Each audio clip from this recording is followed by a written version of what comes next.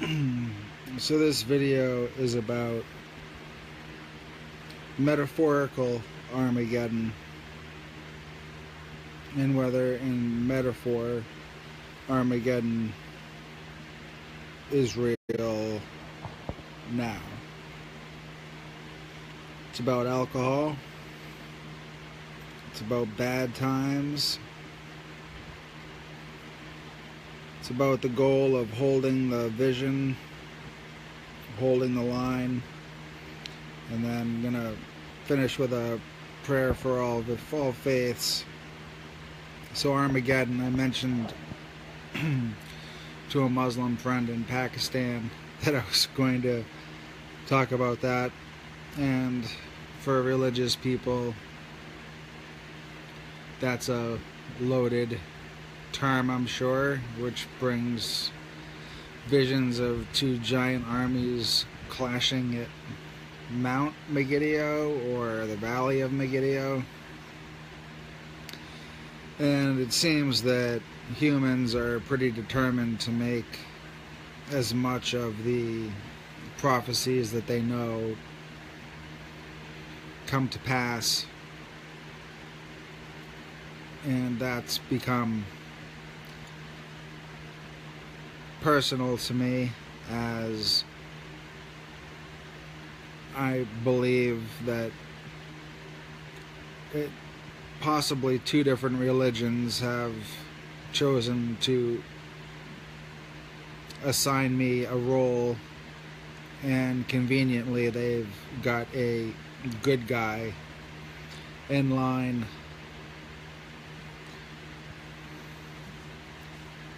who's not me. So I don't like games. My relationship with God is sincere, and if there are people that are juxtaposing other people in relation to me, then they must know that this is the fact.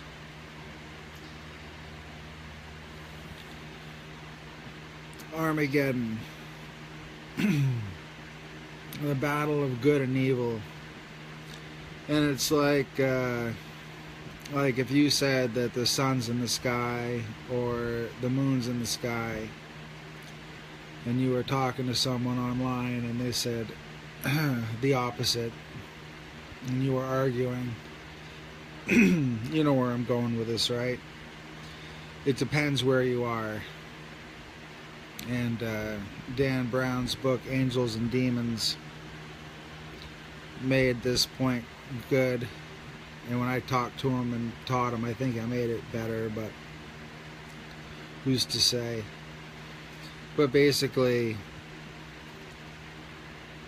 if the world's could be broken down simply into good and evil, and by good I don't just mean like good citizen paying your bills, paying your taxes, and staying out of trouble. I mean actively doing something proactively good on behalf of goodness to counter what should be agreeable by nearly anyone and everyone to be evil or bad.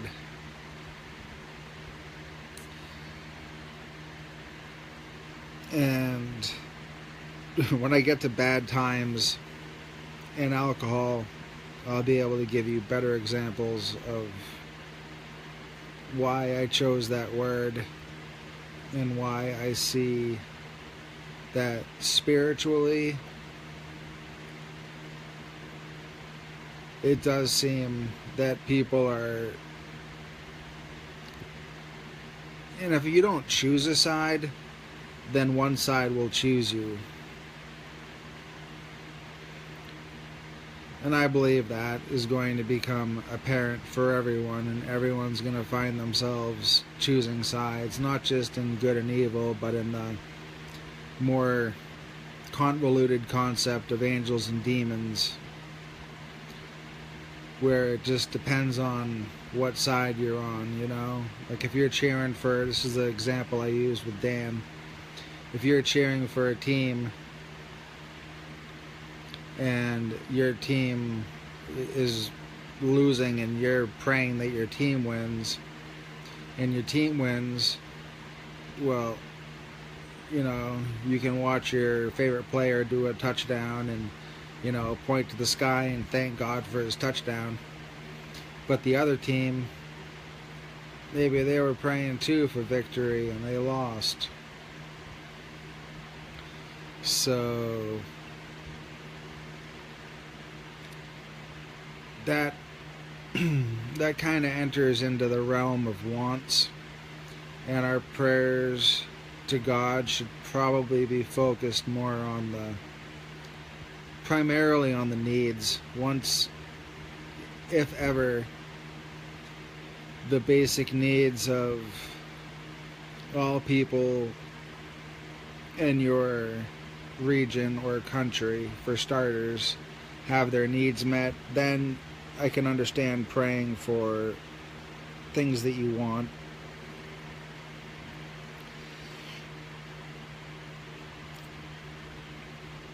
So, is Armageddon real? Yeah. Do I think the battle will be real someday? I think humans have a way of fulfilling prophecy in a way that is not organic. And I oppose, it's like that, what is it, the Mandelbrot set? We oppose deception. I oppose deception. It should be organic, it should not be contrived. And you can't have someone that you're puffing up and gassing up to be the good guy after someone else does the hard work. You can, but it's cowardly and it's not authentic, it's not organic, it's not real, it's not natural, it's not of nature, it's contrary to nature, and it's insincere. If you're wondering what I'm looking at, this is what I'm looking at. I have to rotate my phone somehow. How does it want to rotate? This is what I'm looking at. This is what my notes look like. Exactly what you're seeing. Armageddon real. Alcohol, bad times, hold the vision, hold the line, and prayer. You can pause it and look at it if you didn't get a good look. Just if you guys start hitting, I just had deja vu. It was weird. But if you guys, you know, if anyone shows up, it's like midnight 30, but if anyone shows up and starts hitting emojis, it'll distract me. So bad times. My day today started pretty rough. I was like, oh my God. I made this video last night and I don't know what the reaction is going to be. And everyone was receptive, which was interesting. Good sign. Good omen. It's a good book, Good Omens, if you ever get a chance to read it. You probably won't. But after getting through that and waking up, I was having a pretty good day. I was having a good day. And then my neighbor put a weird thing to support the fence they made, and they, for some reason, didn't put it in their yard. They put it on my side, and it had two metal hooks hanging off of it, which could injure me or my family or my dog. And then she tried to kick my cat because the cats were arguing. And I said, don't kick my cat. And that somehow escalated to, apparently she I didn't hear this, but apparently said she might shoot my cat if my cat went on her porch. And it was insanity, and I realized that she was a energy vampire. You know, she wanted the most nasty argument that she could get, and she actually said that in very clear terms. And then I said, "You're a vampire." You know, like, she just was miserable. She's got no life, so she wanted to, you know, be nasty and, you know, take up space in my head and build a nest. And that's just pathetic. But there are parasitic people like that will do bad things just to be relevant. And I guess if it happens to you, you should take it as a compliment. But really, it's just sad that there are people that have to behave that way. So that was my bad time. But a friend of mine, well, now we're getting into alcohol and bad times. So a friend of mine, he's had problems with alcohol, like millions of people, maybe billions in the world, probably billions. And I told him, we can hang out, but you gotta not drink. We're gonna hang out. You can't be drinking. And he's like, "Oh, I just have a beer. I can handle it." And I'm thinking, you may believe your lie, but I'm not believing your lie. But when someone is convinced themselves of a lie,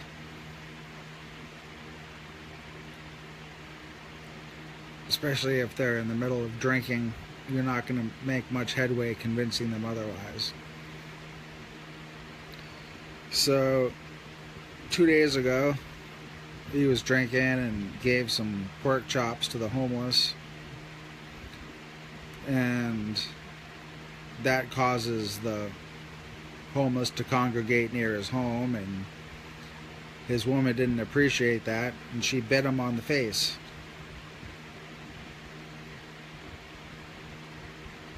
She bit his face. She bit his face, like, hard, apparently. Pretty hard. And I had a friend come over, and he had a family member with a DWI and another DWI, and that caused that individual to be in jail and not able to take care of the kids, just because they drank alcohol and drove. And then a friend showed me a video of a 3-year-old's birthday party, and one of the family members was face down on the table, in like the afternoon, drunk. Guy was blacked out, drunk, face down on the table, and they were cranking loud music, and the guy didn't move. He was dead to the world.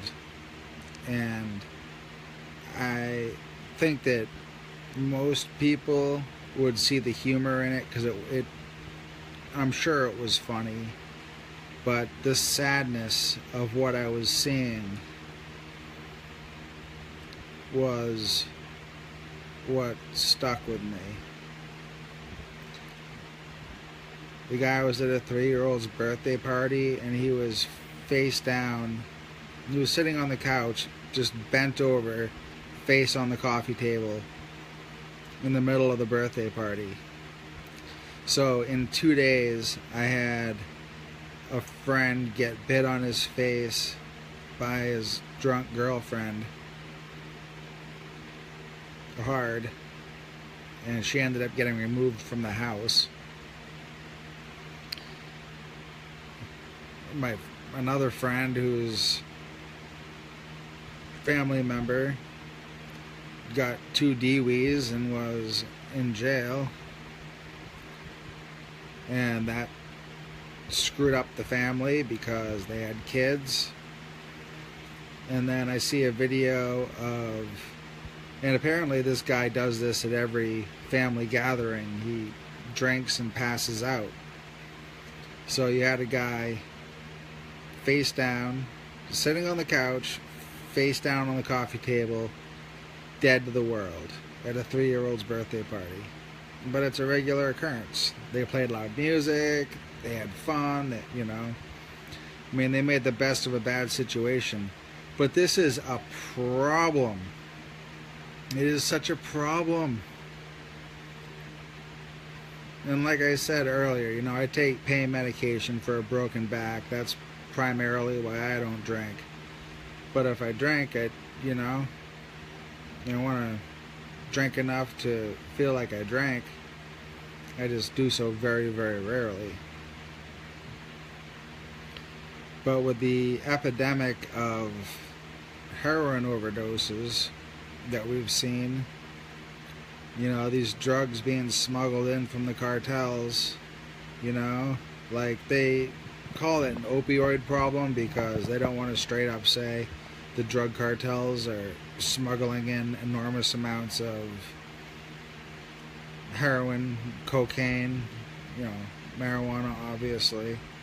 And they have a plant, the cartel has a plant right over the border in Mexico where they make pain medication, so they're smuggling that in.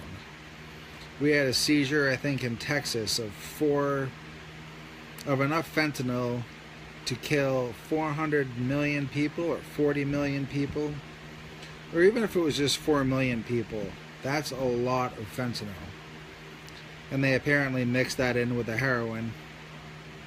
And most recently, they've started adding fentanyl into the cocaine, which is the most potent speedball you could ever imagine. And the user of cocaine will ingest that unknowingly and overdose and die and be dead. Pretty damn quick. So, I mean, alcohol is legal, and people are finding ways to completely obliterate themselves with that. And here I am about to say that we should legalize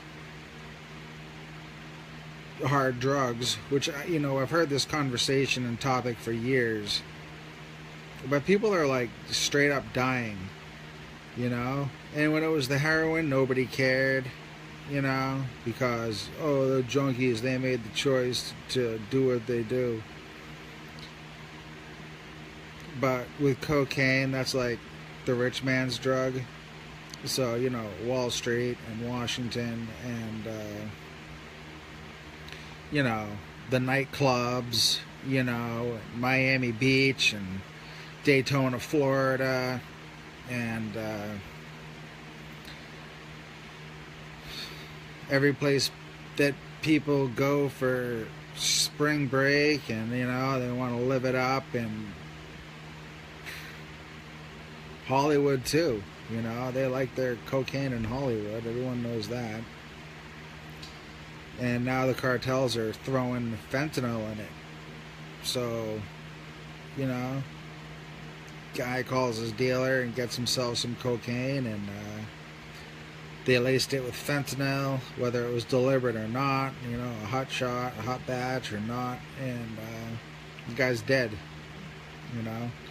You could have people dropping like flies if just one of those batches of cocaine with fentanyl gets passed, and it will.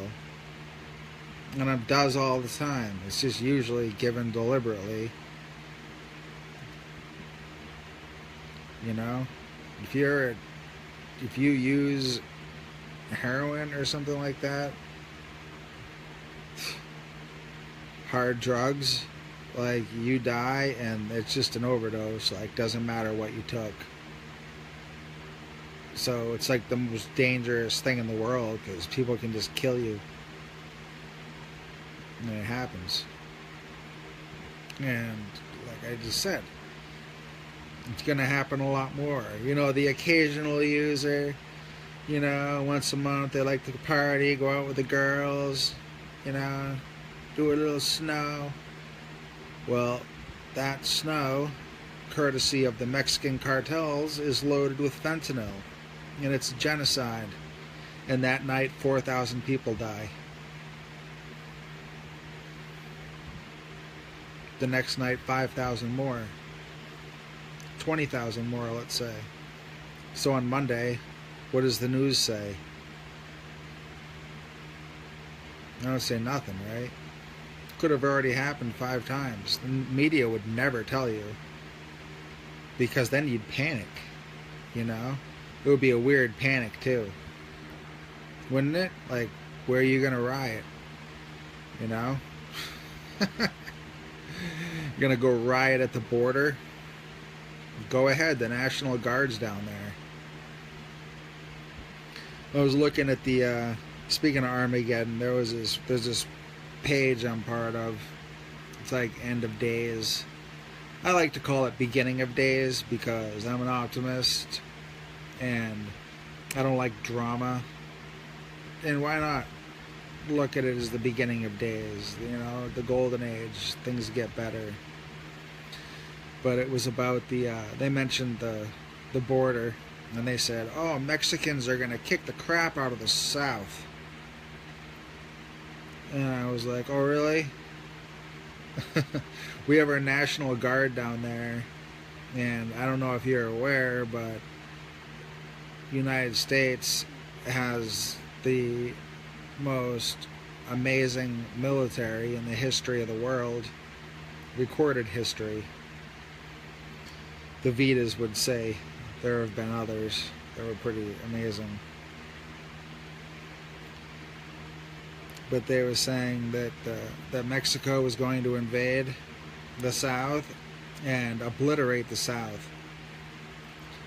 And we have our National Guard down there to prevent exactly this. And I'm so disgusted with the cartels and the way that they like kill innocent people. And when they kill you, the cartels down there in Mexico or near the border, people assume that you're like with the, you know, that you were like with the cartel or screwed up the cartel, and the cartel can go fuck themselves. I hate those bastards. I think they're human scum. I hate them. I hate them a lot. I want to see them all obliterated, buried in the dirt. And the corrupt politicians in Mexico, horrible corruption. Horrible corruption. Most corrupt, filthy government that has anything to do with United States of America is Mexico. Corrupt. And they were like marching here. And this woman on the End of Days page, she was like, well, it's all because of the white man. It's because of the corruption of the white man. And I'm thinking, you're such a dumb, brainwashed idiot. And she is. She's a complete idiot. And I had just talked recently with, and I don't know if you saw my post, but I have a friend who's Hispanic and has friends in Mexico, and they told me that it's exactly this bad. Like the cartels just straight up like dismembering people, ripping them apart, throwing them in front of like a church. You know, hideous, awful, evil stuff. And I'm sure they're all, you know, cranked up on whatever it is that they're selling. So they're as close to a heartless zombie as is possible, because that's probably how they get paid with the junk that they're poisoning and sending to America. But they told me that in Mexico they're taught to blame the gringo. You know, there's a movie, Get the Gringo. Mel Gibson mouthed off and then got a couple of roles. One was called Payback and the other one was called Get the Gringo. That's not a coincidence. It's not a coincidence at all. Look into that. See what Mel Gibson did to get those roles. He was a big star. He was a big star. Yep. So the cartels need to die. Just need like 5,000 mercenaries to go there and purge. You know, get rid of the human traffickers down there. Get rid of the cartel smugglers. Send some grimy Vietnam vets that really don't care anymore into those tunnels, you know, like the ones they had in Vietnam. Those guys would love that. They're still nuts. Go and clear out those tunnels, detonate them,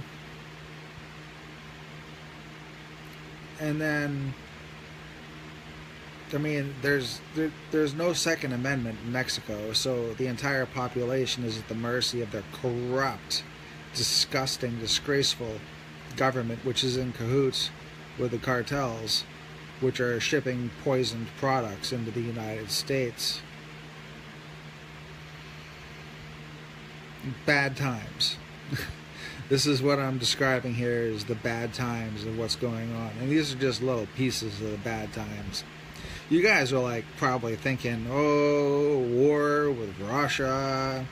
I don't care about that at all. The biggest waste of your brain and your energy is the propaganda of that conflict. It is absurdities. It's so absurd. That's like a different video if I even think it's worth your time.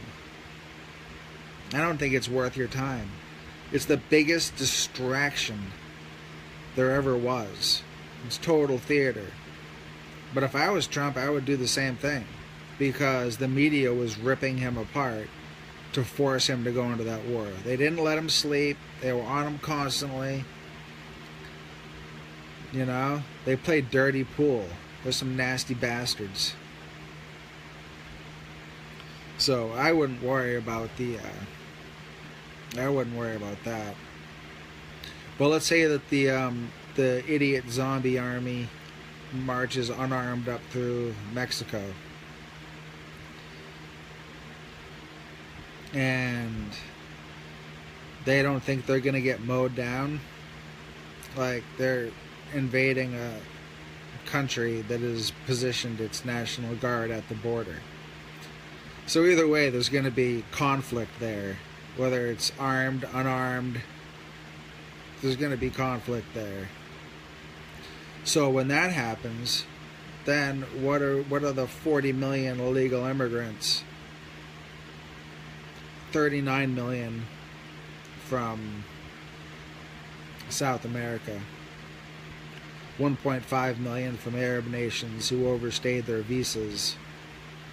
The media and the politicians never mention them for some reason. It's weird. It's like they don't want you to know. You know? I don't know why. They don't want you to know that there's 1.5 million illegal immigrants from Arab countries who came here for student visas or work visas, and then they just disappeared into their sections of the population.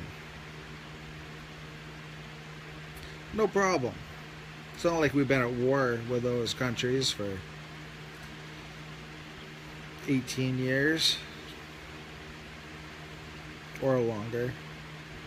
If you want to say 17 because of 9/11, go for it. But it's been a hell of a lot longer than that. And there's 1.5 million here. That's cool. No problem. Don't worry about it. Don't worry about it. It's all good. Look at Sweden. It's working out great for them. It is. Go look at the crime statistics in Sweden and the correlation with their immigration. It's working out great. It's a friggin' disaster. So when these dudes arrive at our southern border thinking that they're gonna get the gringos and walk into America and we don't let them, what are the 39 million illegal immigrants that are here going to think about that? And then you're thinking, well, where are they? I don't know. I don't know, and I don't care. But if, you know, there is the in California, remember when those Trump supporters were in California at a convention and they were assaulted by a bunch of lunatic idiots? Do you remember that? Anyone? Those guys belong to the Mexican KKK, RAZA. The governor and the chief of police in California were both RAZA members. I may be Ningishzida Yeshua, but first, I'm John, an IDGAF. I tell you the truth.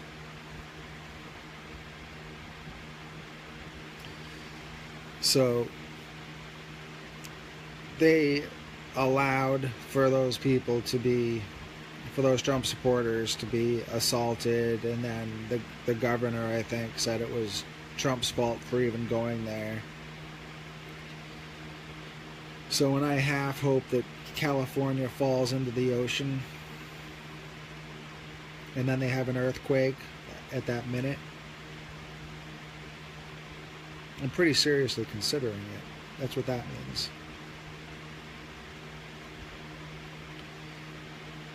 So, but what if that lady meant that when they attacked the border, that the RAZA Mexican Klansmen, lunatic psychopaths that have proven that they're violent already, what if she meant that they're all gonna like rise up and try to like take back those 5 states? We'll probably like put neutron bombs underneath like each one of them, just in case they do get them, so we can just like evacuate and obliterate them. So RAZA, if you're watching this, then get out of here. This is America, man. You don't understand. You don't know America. You don't know America. We'll mess you up. Oh yes, we will. It'll be glorious too. Glorious. Horrible, but it's what you want. You're trying to invade our country. You get what you get, and that's your warning. The next part: hold the vision. So we made a lot of headway, me and my peoples, whether you are my peoples or you are the peoples that we made headway with recently. We did make some headway, but it was a giant splash. There was a few giant splashes before even went public enough to make like the big splash I'm talking about. And that was just the last week or so. I don't even know. In whatever video I made last night, I can't remember. Oh, about the 144,000, I guess. The days are kind of running together. Since Easter, everything's been very different for me. Since 3:30, but that's not something you're ready to hear, and it's probably not something I should even talk about. But either way, holding the vision, and that's of, remember I've been clear that due to limited resources and the amount of horrific violent crime in some areas of the country, and definitely the world as well, like there's a lot of problem areas, but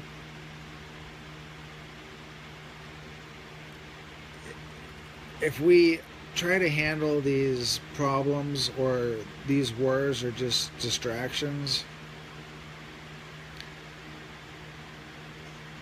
it's just bad stuff that's gonna happen, you know? Like, just like every race blames whites while they oppress their own people, like the Mexicans are in Mexico, they oppress their own people, but they blame whites in America. And I know you white people in America, I know you're very oppressive of those of Mexico. You guys are like, yeah, that doesn't happen. I know it doesn't happen. I know. But you are the scapegoat of the world. White people. Africa's treated just as badly. That place is a diamond mine, a gold mine, a copper mine, a silver mine. There's oil fields. The place is friggin' gigantic. There's like 80 countries there, and God knows how many tribes. But it's by far the, you know, somebody on that end of days page was saying how South America has such vast wealth and it's like the new rising superpower, and I was like, you guys don't know anything about Africa, do you? The place is gold. America should be and will be and is aligning itself with Africa. Yes, it is the dark continent. There are many wildebeests crossing those rivers, and it's I don't even know. I don't know enough to even say. I know it's wild. I know it's the Wild West of the Wild West, and it's the dark continent with the world's gold and diamond mines. Diamond mines as big as towns, states possibly. But if you've seen blood diamonds, you know diamonds are worthless, but nonetheless, they must hide this from you, so you will waste your money buying them. You're better off getting a piece of broken glass, sanding it down. About the same value in reality. And Hollywood actually glamorized diamonds. They invented the engagement ring just so you would buy diamonds. But if you've watched The Century of the Self, which I keep telling you to watch, I'm trying to teach you guys about the truth of the world here, you know? Like, you're not going to get this on the news. You're not going to get it anywhere else in the world. You should say, hey, thanks, John. What can I do to help? And I'd say, hey, say something nice to me once in a while, and share the video so it's worth it that I spend 16 hours a day trying to teach you guys and build connections to make a better world. Because that's what I do. And I've gotten paid $0 and 0 cents. That's not true. I got $60 in contributions. So it's $60. But anyway, point is, 16 hours a day, this is what I do. So I can hold the vision. The vision of a better world, the vision of this alliance which is growing between Africa and here, the vision of America and Russia, Americans and Russians, without our media, which lies through its teeth constantly about everything and anything. But as peoples of nations, we can find ways to get along. And we can talk about our differences and find common ground. And I know this isn't glamorous. You know, you'd rather me talk about turning someplace to glass, right? That's really a last resort. But we need to get rid of the people that are making areas and states and countries unlivable. We just need to purge them. Send in the sweepers. Send in the sweepers. And do it smart too. You guys learned enough about like war and conflict to do these things like efficiently. I know wars like to be drawn out, it's good for business, but I'm not talking about war. I'm talking about destroying evil, making cities livable so people can walk down the street in relative safety. You see what I'm saying? I'm talking about saving what's left of America so that we can have communities, we can have cultures. And yes, I'm saying plural, because when you get rid of the horrible people in each region, most likely you're still going to be left with a majority of whatever ethnicity, religious group, or whatever lives there, and they deserve to have a life. But we can't even, but even if we get rid of all the evil people, we still can't have loving, regular communities unless we love ourselves. Like when I thought of myself as a white guy in the media, as soon as that Trayvon, was it the Trayvon thing? Which I don't even care. Whichever one it was, where the media, where CNN, the communist news,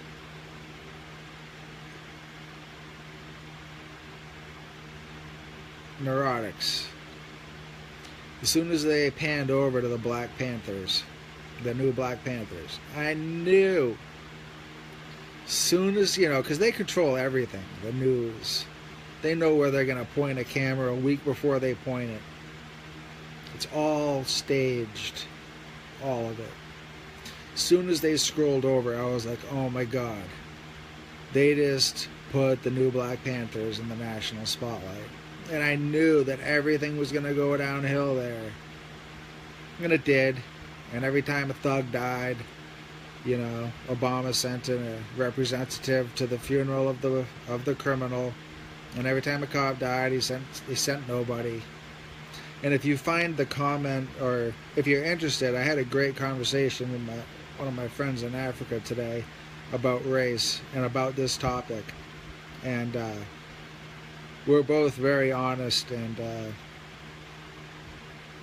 it's a very good conversation. My friend Oncemus. I'm trying to remember the post it was about. Oh, it's the post about Obama on my page from earlier today. Maybe you already read the comments. Not too many people commented, but with the amount of comments that are on it, I'm sure people read it, but they just didn't know what to say. I even tagged a friend and was like, check it out. And she's like, I ain't going to comment on that. I'm like, yeah, leave that to the professionals. So the vision, destroying evil. Oh yeah, so having pride, right? Pride. The media and our educational system is huge on tearing down white people. Huge. It's a huge industry. You know, and that's how scumbags like RAZA can take over California and beat Trump supporters, and the media doesn't care. Scumbags. Scumbags. Low-life scumbags. And they have total protection from the scumbag media. Scumbags. Scum. Scum. So we gotta get rid of those guys. We gotta get La Raza. La Raza wants to be La Raza. They can go be La Raza in Mexico. They can overthrow their corrupt country that's in cahoots with the cartels, oppressing the people, giving them no rights, and no overtime pay, and leaving them weak, emasculated, and miserable. But yet they're taught to blame whites.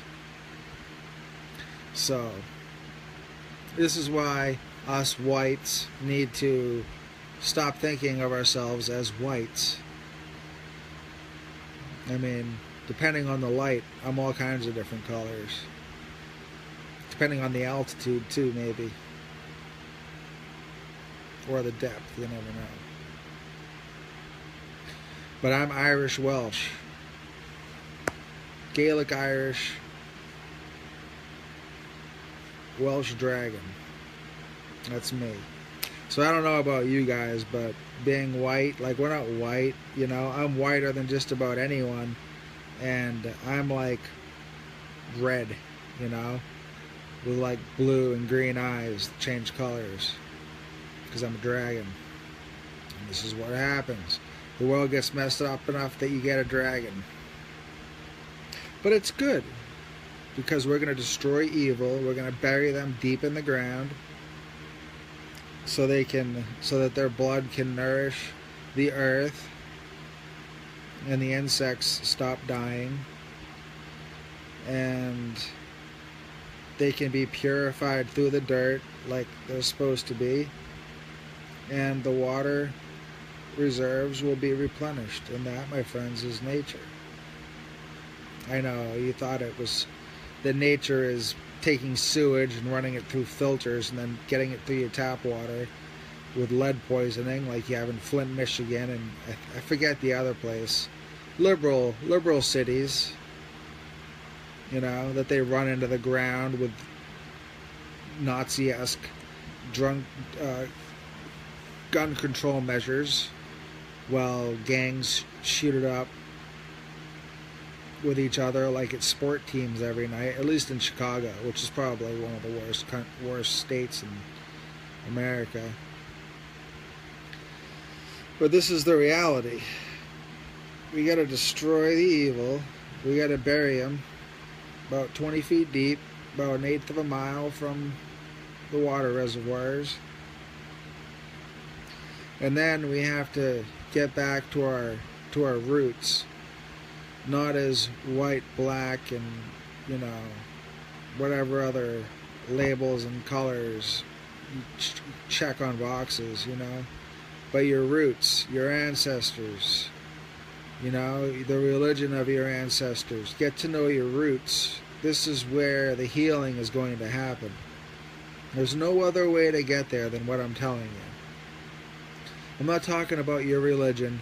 I'm talking about your ancestors' religion before your current religion conquered you, conquered your ancestors. That's what I'm talking about. I'm talking about the original religions, the originals. So that's the vision. Destroy evil, stay positive, remember that I'm here. You guys said you wanted somebody to come back, right? I don't know what you expected. Like I said in my post earlier, did you want someone floating down from the sky? Well, I gave you that. Did you want to see crafts? Because I gave you that. And I'm sure I make what I do look really easy because you don't pay attention. But it's not easy. It's incredibly difficult. You would not trade places with me, no matter who I am, if you knew. And if you knew, I can guarantee, if you knew what I'd been through,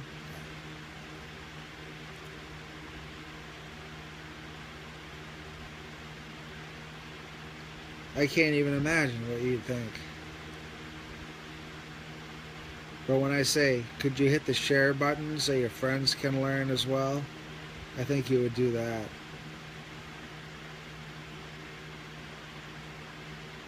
I think that you would do that. I know. That's one thing I can tell you right now. If you knew what it's taken for me to be here teaching you, what I teach you now,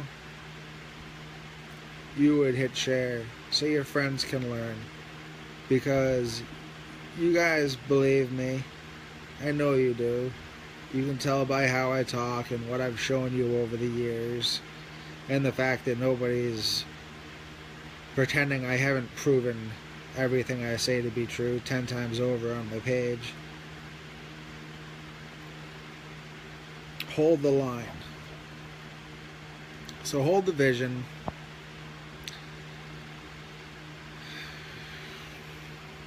Let's just hold the vision for a minute. The evil's been destroyed. It's been a bloodbath. Everyone's wounded. The country's torn, but it's not broken. I know. It's not the type utopia that you wanted. But utopia can never exist. And if you're... I don't want to be insulting, but whatever you want is utopia, I can just tell you, I don't want that. So we can't have a utopia. That's how utopia works. Everyone, you know, in Shangri-La, I got company here.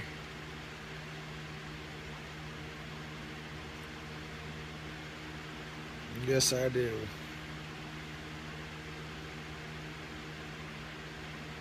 I wonder what they're doing. I'll find out later. Maybe. Utopia, if anything, it's many different areas. It's many utopias. Each people may have their own utopia, but even within each people or culture, there's going to be a few different ideas. So maybe some people kind of drift back and forth between the regions. But you get the idea. First, we got to get rid of the evil people so you can walk down the street safely and let your kid go play outside. Do we agree on that? We do. So let's think about that. The evil have been destroyed. They've been uncovered, routed out, lined up. They're buried in the dirt. Nobody mourns them. And it rains. And the crops grow. And people start eating real food. And not a soup of chemicals. Real food that we get from our trading partner, which is Africa. They're our best trading partner because we've invested in their agriculture, which is phenomenal. That's where most of our edible meat comes from as it is. So I'm gonna use my vape and you guys can think about that, okay? Think about this vision.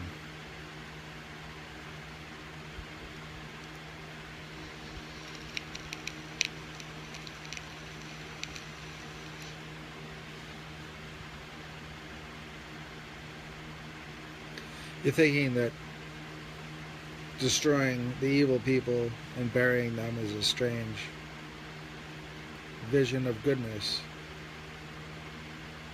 But you waited so long. You waited for me. You could have organized yourselves and taken care of this stuff, you know. You could have done this like 50 years ago. 30 years ago, 20 years ago, 10 years ago, 5 years ago, 4 years ago, 3 years ago, 2 years ago, last year, last month, last week, or yesterday. And you didn't, because you were waiting. What were you waiting for?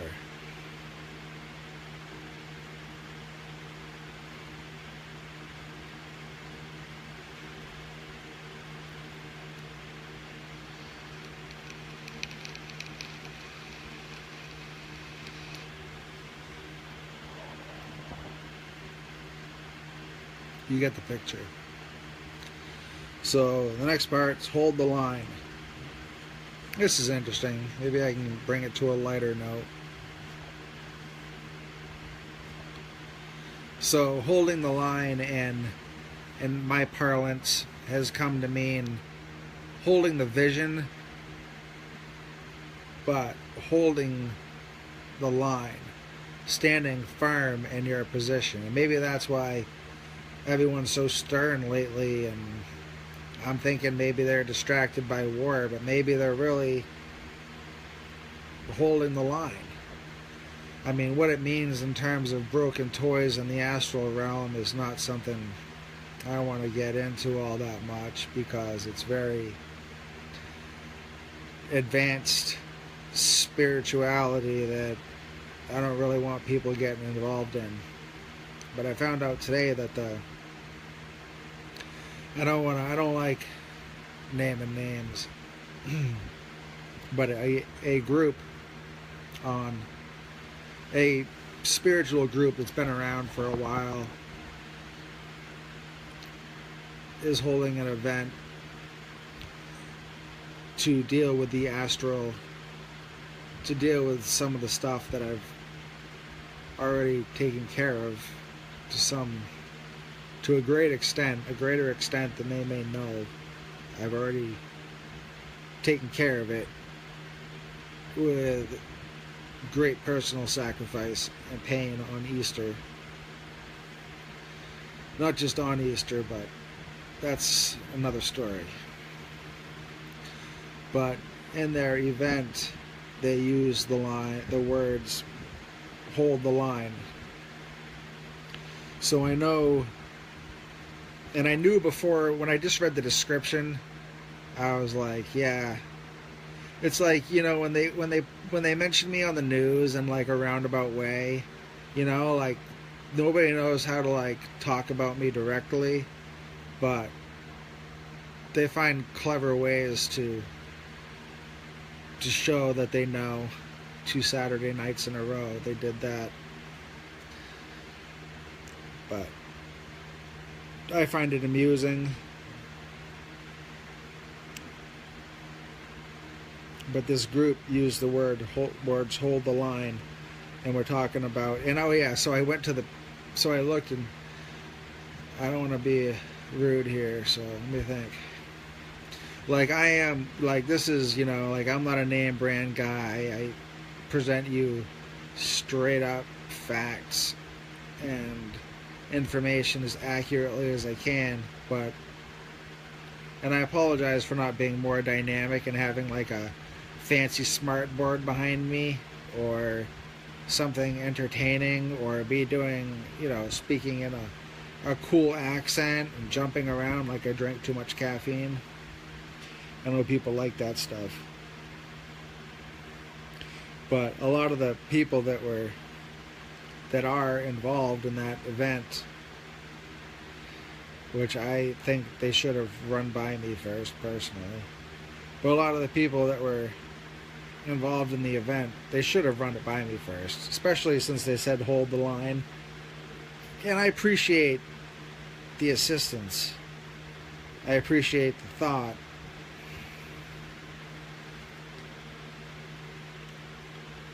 But, and a lot of them were presenting themselves in very theatrical ways, you know, very fancy names, fancier than mine, not the same as mine, but fancy names, fancy presentation, very ceremonial, very eccentric. What I say is eccentric, but the way I appear is generally how I looked 2 hours ago. I thought about this video for a long time today.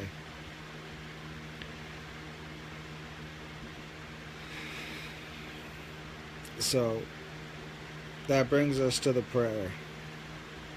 The prayer. And there's many religions that are of note, but the big three, which are on the minds of the world and in the media these days, well, not so much in the media. I mean, Christians don't get mentioned at all unless you live like in the Midwest, you know, People think they're too fancy for Christianity, but they never read the Bible. It's very strange. So, dear God,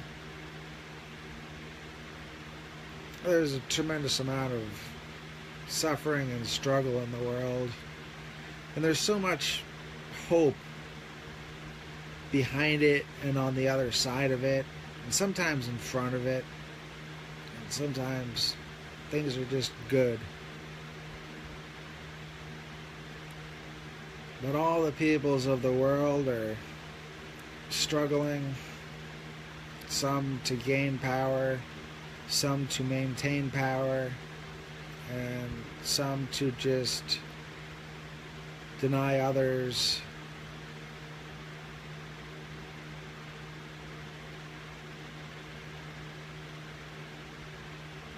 an existence. And God, I want to pray for the Muslims in Pakistan and the Christians and the Sufis, Pakistan in particular. I hope that they can find the strength to not ridicule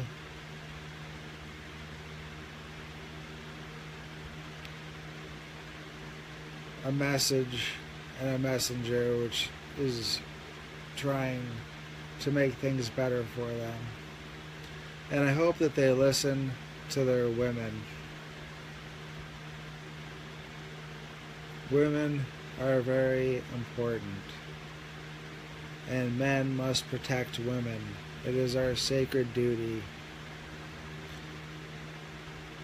And I hope that they will entertain the philosophy of the Sufis a little bit more and realize that there is wisdom there. And they don't need to buy it hook, line, and sinker.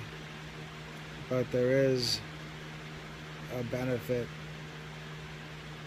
to their expansion of their faith and allowing the Sufi mysticism or the mystics or the wisdom of Sufism into their lives.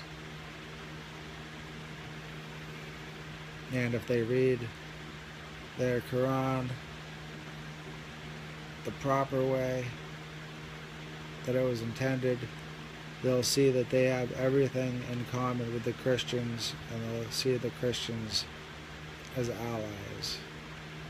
And as those faiths realize they have more in common than the media and the corrupt would ever let anyone know, that hopefully we can have some faith between the faiths and see that there truly are similarities.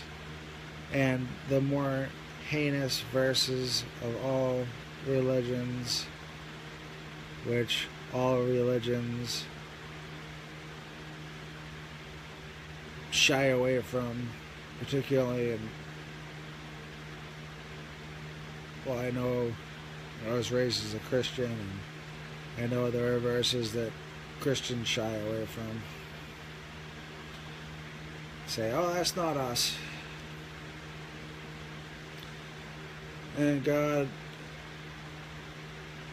I want to pray for Israel, the Jewish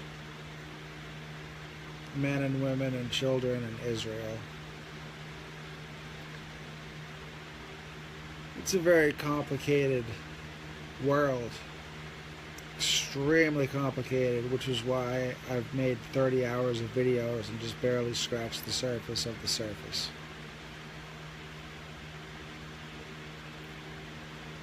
But I want to pray that their leaders, Mr. Netanyahu, that they seek first the wisdom of God and the Shekinah, and that they do right by their ancestors and by their origins, and that they remember that Christians, that white Christians in particular in America, make up the bread and butter, the majority, the vast majority of the troops that support them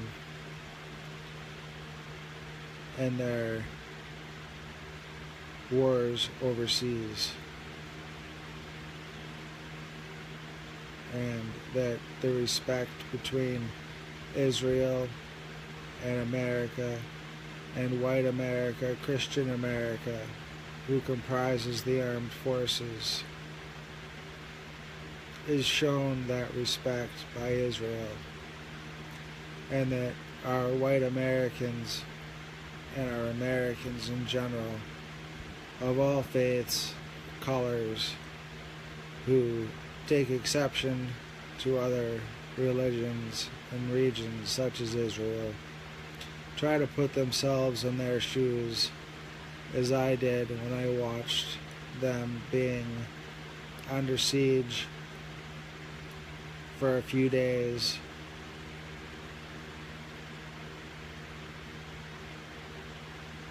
before I said anything about it.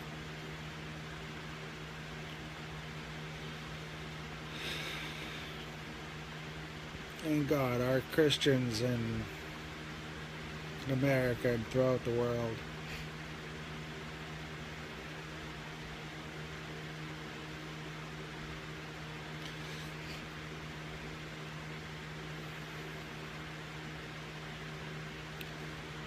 my friend and student, author Dan Brown, I mentioned earlier in Angels and Demons, he posed the question about science versus religion,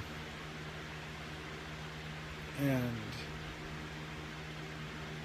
I see so many people who see the progress of science and they just can't imagine a world of magic. They can't imagine a world where God still interacts with the world. They don't need God, they have Wi-Fi. They don't need God. They don't believe in Jesus. They don't believe, and they have reasons and reasons, but they weren't there.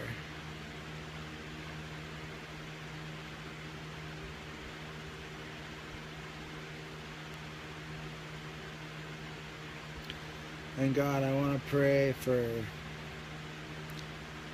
Africa and for Kenya in particular, the Pentecostal Christians over there who are our allies.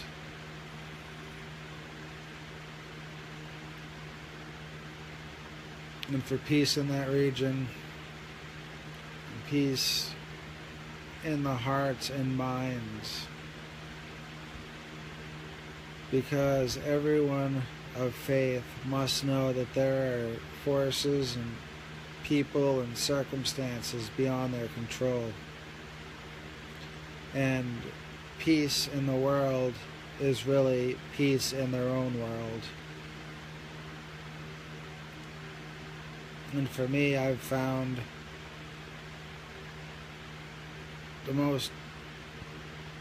what I thought would be the scariest thing in the world and make my life more difficult was telling them who I am. And I thought they would treat me horribly, and they didn't, and my life has improved, and it's easier for me to wake up in the morning.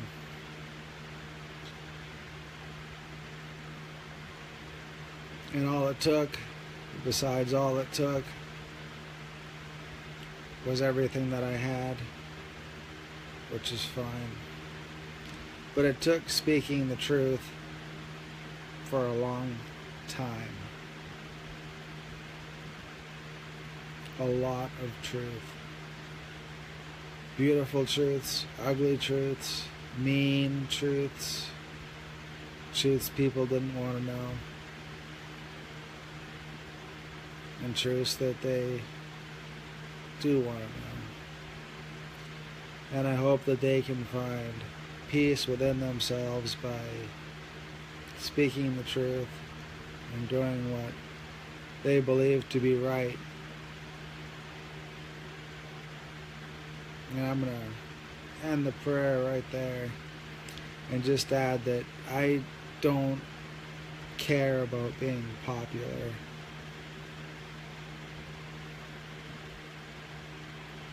I really don't. It would be nice to have lots of friends, sure. Anyone who says otherwise, you know, they're just being Grumpy Bear in the Rainbow and the Care Bears. You know, everyone wants to be liked.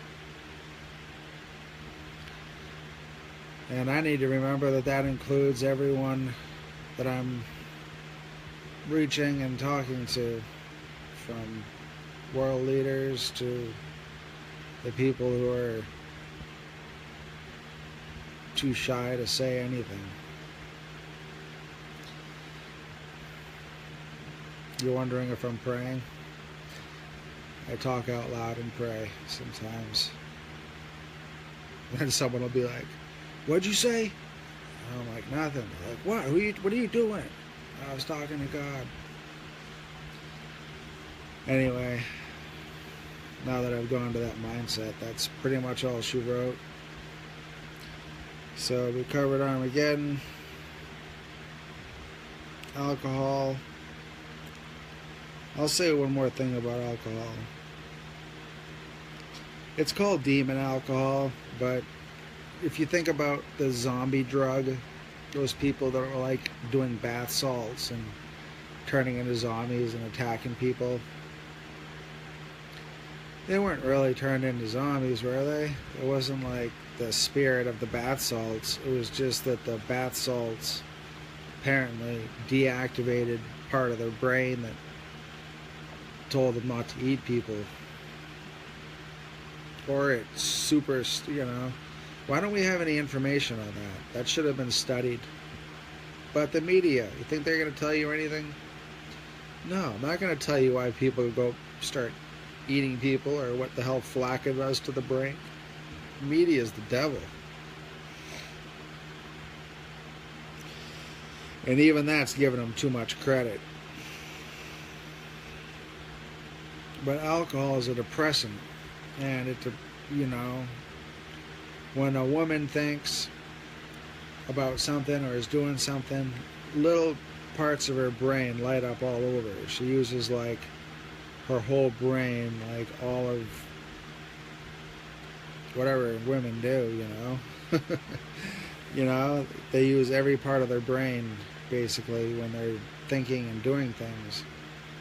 When a man does something, one part of his brain lights up like a Christmas tree. No, not like a Christmas tree, like a bright light. So that's the biggest difference. Men and women are different. The genders are different. And that's one of the key ways that we're different. So when you drink alcohol, which is a depressant,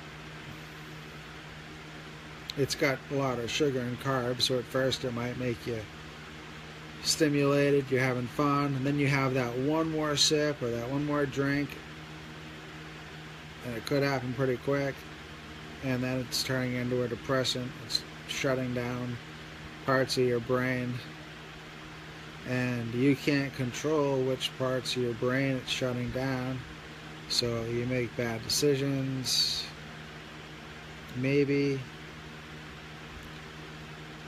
So I wouldn't say, you know, the Gospel of Mary says that anything that you love which deceives you is a sin. So, but that doesn't make it an entity. It just limits you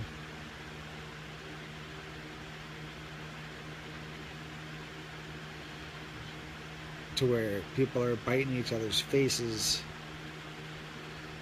falling asleep, drunk driving, and ruining their lives. And I lost a dear friend of mine who took his own life on the day of the court date after he got his first DOE with me.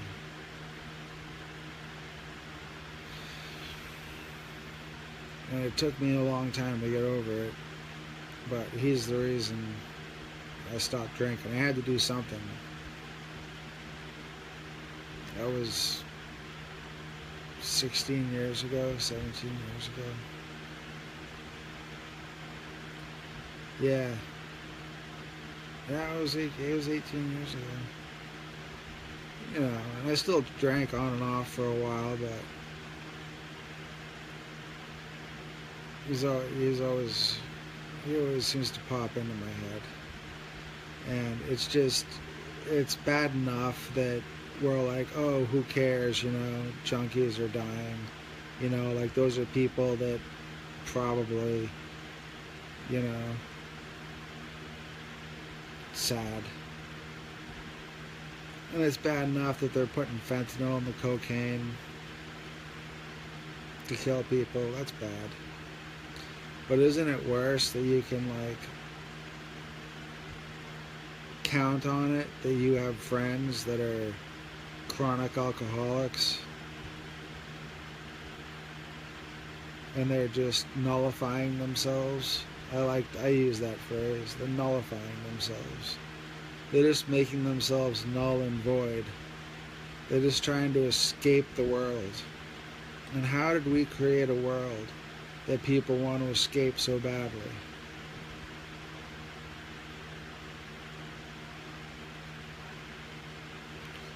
That's why we have to destroy the evil,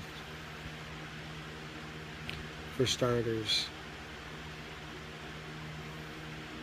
And it really has to happen. And as always, if you got a problem with me, I'm right here. And if you want to say hey and be my friend, that's cool too. I can go either way. All the way.